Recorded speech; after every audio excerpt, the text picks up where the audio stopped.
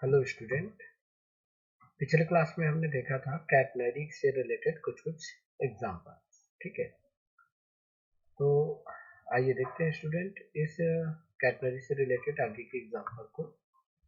ठीक है, example number 4 है 2s फुट लंबाई की एक समान दूरी को एक ही क्षैतिज समतल में स्थित दो बिंदुओं से इस प्रकार लटकाया गया है कि उनकी महत्तम तनाव b लंबाई की डोरी के भार से अधिक ना हो।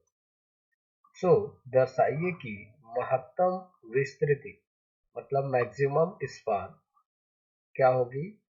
y root B square minus X square log B plus C upon B minus S B plus S upon B minus S होगा।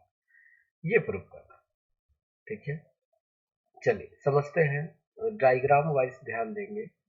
Suppose A C and D, ये क्या है, समान दूरी है और इस ए सी बी को क्या किया गया है, स्वतंत्रता पूर्वक लटकाया गया है। ओके, और इसके जो डोरी के ए से सी तक का भार जो है उसको हम मानते हैं डब्ल्यू एस।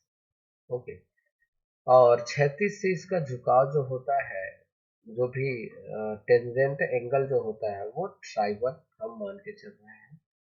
माना कि यहाँ पे इस पॉइंट का जो निर्देशांक है उसको हमने x1 y1 नाम दिया है। क्वेश्चन के हिसाब से ओरिजिन से लेकर पूरे कैटनरी का जो लंबाई है वो है b, है ना। तो दूसरी बात टी नॉट की जो टी नॉट जो है वो सी पर तनाव बल को प्रदर्शित करता है और टी जो है वो ए पर तनाव बल को रिप्रेजेंट करता है। ओके, तो इन्हीं चीजों को हमने यहाँ पे लिखा हुआ है।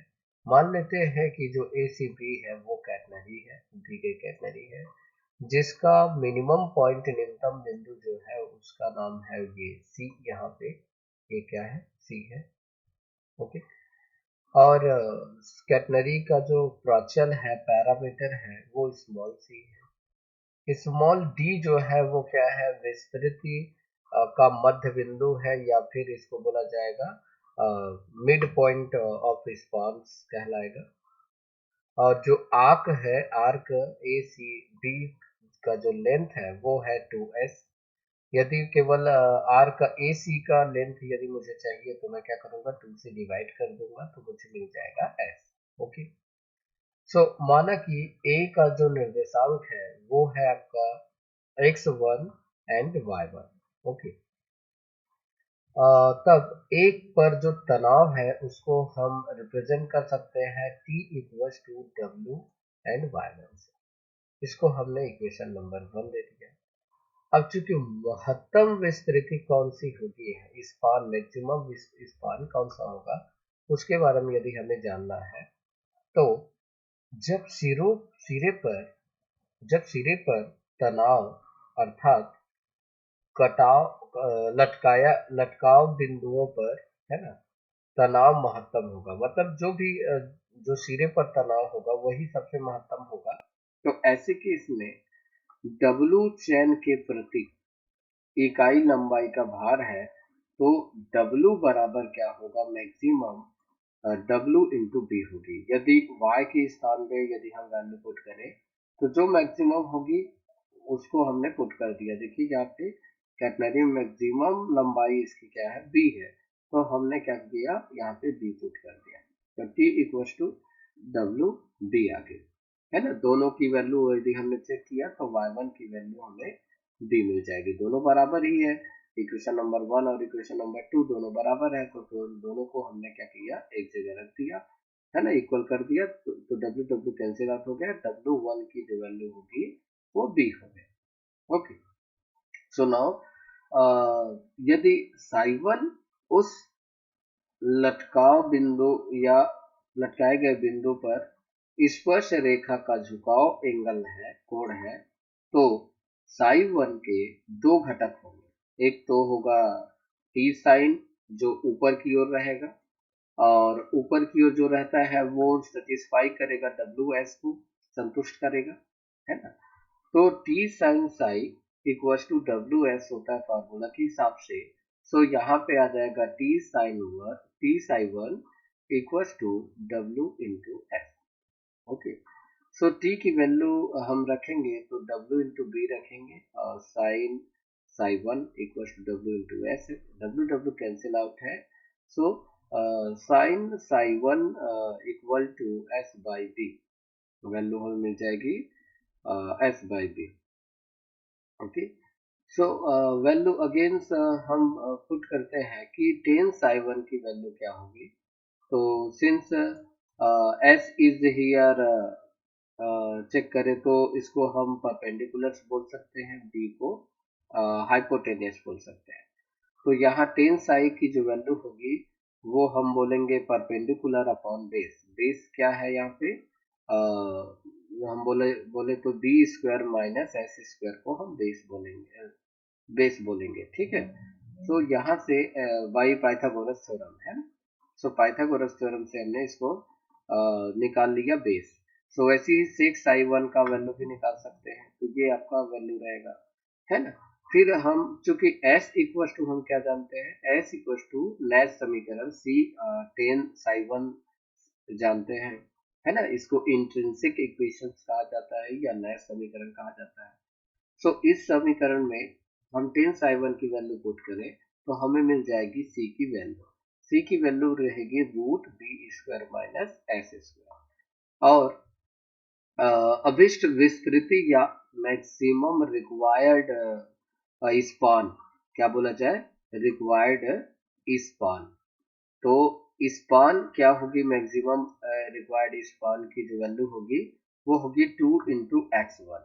एक्स वन का जो फॉर्मूला होता है 2c लॉग और सेक साई प्लस टेन साई होता है।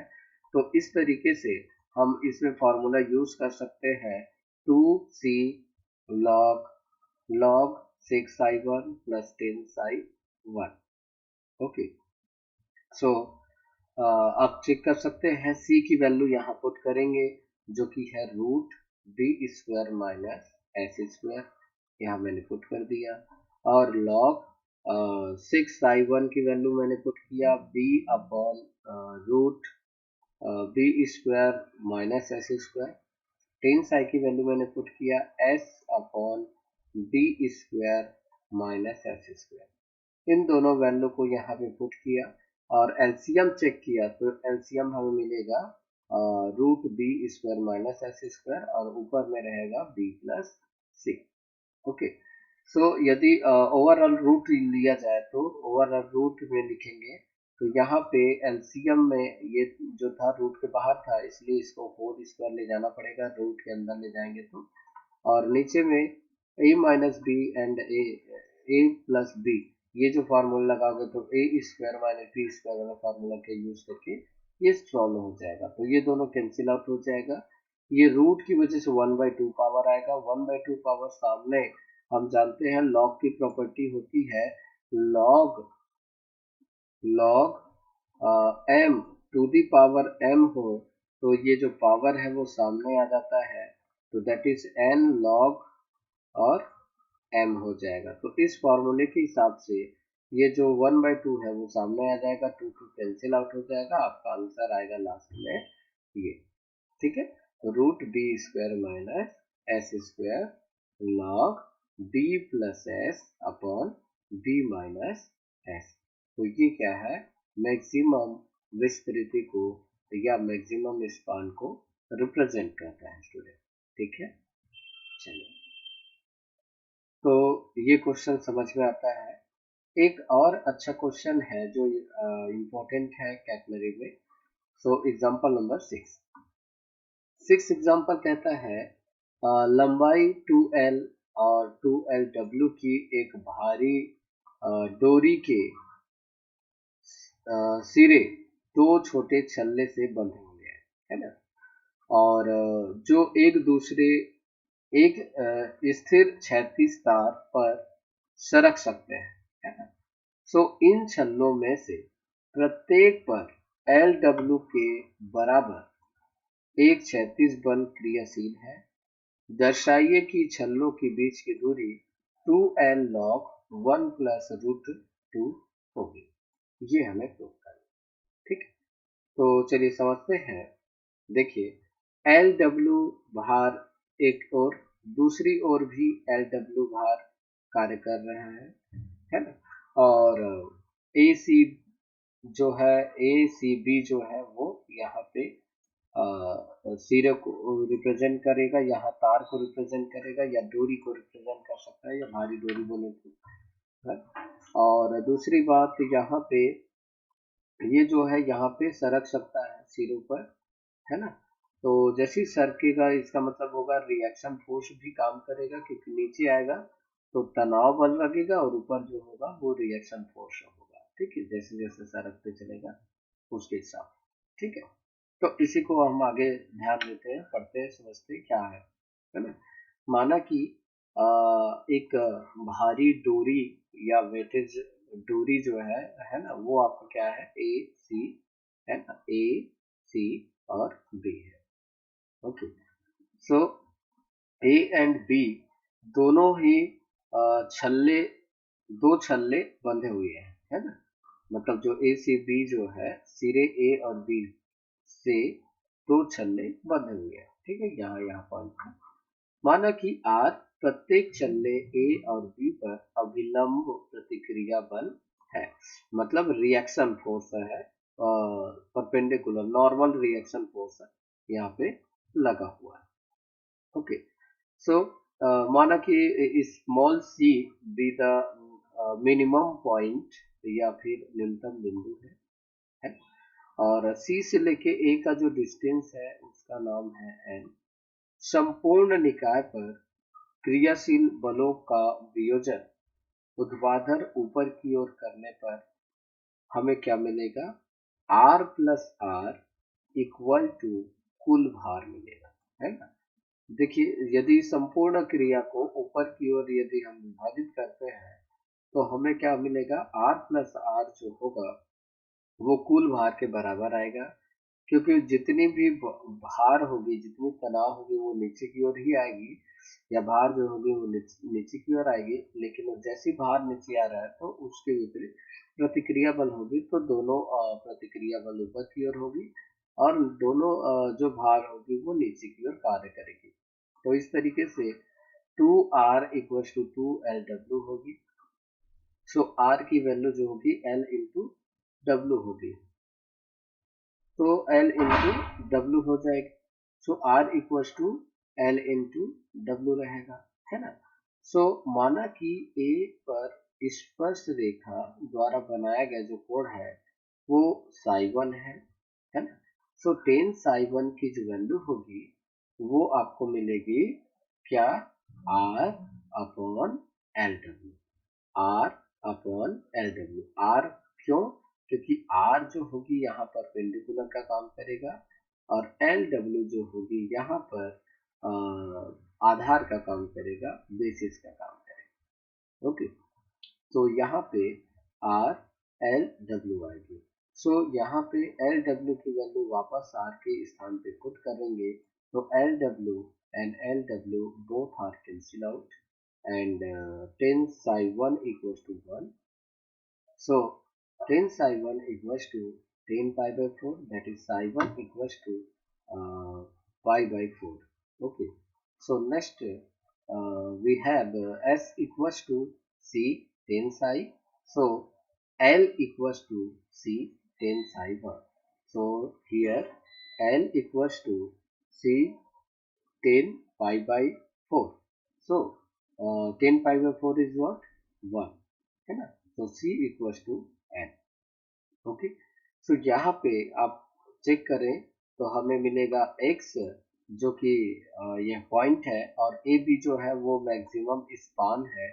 AB जो कि 2x के बराबर होता है, तो हम जानते हैं छल्लों के बीच की जो दूरी होगी उसी को हम मैक्सिमम स्पान कह सकते हैं।